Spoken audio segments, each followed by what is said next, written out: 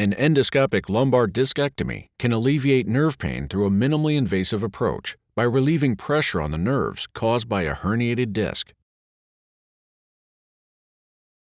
The surgical site is located by placing a small guide wire into the targeted disc. A dilator, smaller than a pencil, is then placed over the guide wire. A tube is then placed over the dilator to create a portal down to the disc herniation. A spinal endoscope and specially designed surgical instrumentation are used to remove the disc herniation, thereby relieving the pressure on the nerve.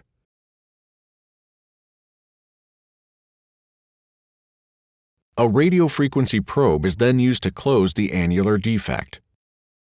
This procedure can be done through a single incision and closed with a small bandage.